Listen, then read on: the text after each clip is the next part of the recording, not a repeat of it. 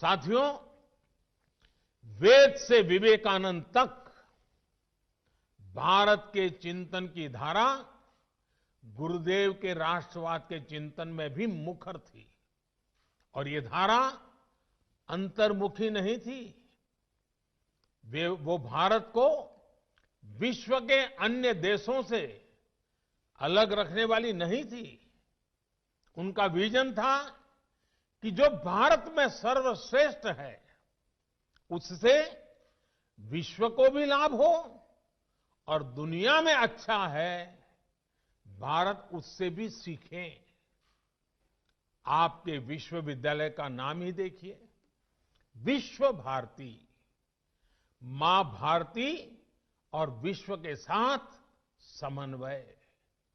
गुरुदेव सर्वसमावेशी और सर्वस्पर्शी सह अस्तित्व और सहयोग के माध्यम से मानव कल्याण के बृहद लक्ष्य को लेकर चल रहे थे।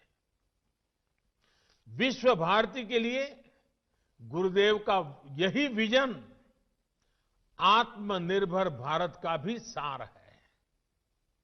आत्मनिर्भर भारत अभियान भी विश्व कल्याण के लिए भारत के कल्याण का मार्ग है। ये अभियान भारत को सशक्त करने का अभियान है। भारत की समृद्धि से विश्व में समृद्धि लाने का अभियान है। इतिहास गवाह है कि एक सशक्त और आत्मनिर्भर भारत ने हमेशा पूरे विश्व समुदाय का भला किया है। हमारा विकास एकांकी नहीं बल्कि वैश्विक, समग्र और इतना ही नहीं, हमारे रगों में जो भरा हुआ है सर्वे भवन्तु सुखिनः का है। भारती और विश्व का ये संबंध आपसे बेहतर कौन जानता है। गुरुदेव ने हमें स्वदेशी समाज का संकल्प दिया था। वो हमारे गांवों को, हमारी कृषि को आत्मनिर्भर देखना चाहते थे।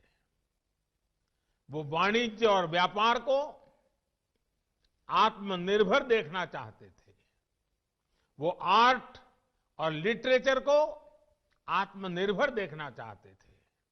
उन्होंने आत्मनिर्भरता के लक्ष्य को प्राप्त करने के लिए आत्मशक्ति की बात कही थी। आत्मशक्ति की ऊर्जा से राष्ट्र निर्माण को लेकर उन्होंने जो बात कही थी वो आज भी उतनी ही अहम है। उन्होंने कहा था, राष्ट्र का निर्माण एक तरह से अपनी आत्मा की प्राप्ति का ही विस्तार है।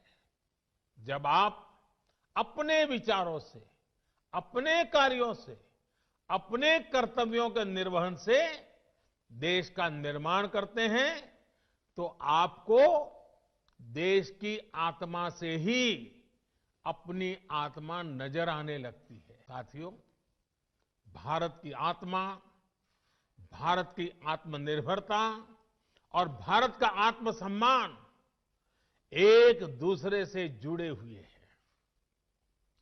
भारत के आत्मसम्मान की रक्षा के लिए तो बंगाल की पीढ़ियों ने खुद को खपा दिया था। याद कीजिए, खुदराम बोस को सिर्फ 18 साल की उम्र में फांसी चढ़ गए। प्रफुल्ल चाकी 19 वर्ष की आयु में शहीद हो गए। बीना दास, जिन्होंने बंगाल की अग्नि कन्या के रूप में जाना जाता है, सिर्फ 21 साल की उम्र में जेल भेज दी गई थी। प्रीतिलता वेडुडार ने सिर्फ 21 वर्ष की आयु में अपना जीवन न्योछावर कर दिया था। ऐसे अनगिनत लोग हैं शायद जिनके नाम इतिहास में भी दर्ज नहीं हो पाए। इन सभी ने देश के आत्मसम्मान के लिए हंसते हंसते मृत्यु को गले लगा दिया। आज इन्हीं से प्रेरणा लेकर हमें आत्मनिर्भर भारत के लिए जीना है, इस संकल्प को पूरा करना है। साथियों, भारत को मजबूत और आत्मनिर्भर बनाने में आपका हर योगदान पूरे विश्व को एक बेहतर स्थान बनाएगा। वर्ष 2022 में देश की स्वतंत्रता के 75 वर्ष पूरे होने जा रहे हैं। विश्व भारती की स्थापना के 27 वर्ष बाद भारत आजाद हो गया था। अब से 27 वर्ष बाद भारत अपनी आजादी के 100 वर्ष का पर्व मनाएगा। हमें नए लक्ष्य गढ़ने होंगे, नई ऊर्जा जुटानी होगी, नए तरीके से अपनी यात्रा शुरू करनी होगी। और इस यात्रा में हमारा मार्गदर्शन कोई और नहीं बल्कि गुरुदेव की ही बातें करेंगी, उनके विचार करेंगे। और जब प्रेरणा होती है, संकल्प होता है, तो लक्ष्य भी अपने आप मिल जाते हैं। विश्व भारती की ही बात करूं तो इस वर्ष यहां ऐतिहासिक पौष मेलों का आयोजन नहीं हो सका है। 100 वर्ष की यात्रा में तीसरी बार ऐसा हुआ है। इस महामारी ने हमें इसी मूल्य को समझाया है, वोकल फॉर लोकल। पौष मेले के साथ तो ये मंत्र हमेशा से ही जुड़ा रहा है। महामारी की वजह से इस मेले में जो कलाकार आते थे, जो हैंडीक्राफ्ट वाले साथी आते थे, वो नहीं आ पाए।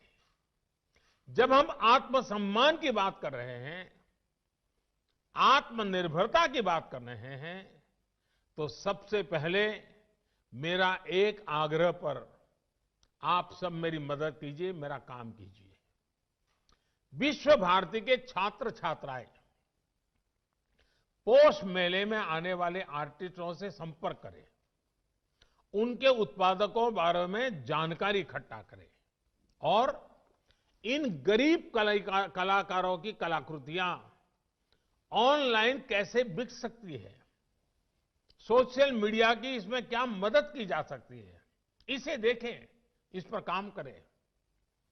इतना ही नहीं, भविष्य में भी स्थानीय आर्टिस्ट, हैंडीक्राफ्ट, इस प्रकार के जो साथी अपने उत्पाद विश्व बाजार तक ले जा सके, इसके लिए भी उन्हें सिखाइए, उनके लिए मार्ग बनाइए। इस तरह के अनेक प्रयासों से ही देश आत्मनिर्भर बनेगा, हम गुरुदेव के सपनों को पूरा कर पाएंगे। आपको गुरुदेव का सबसे प्रेरणादायी मंत्र भी याद ही है, जोदी तोर डाक सुने क्यों ना आशे, तो भी एकला चलो रे। कोई भी साथ ना आए, अपने लक्ष्य की प्राप्ति के लिए अगर अकेले भी चलना पड़े तो जरूर चलिए।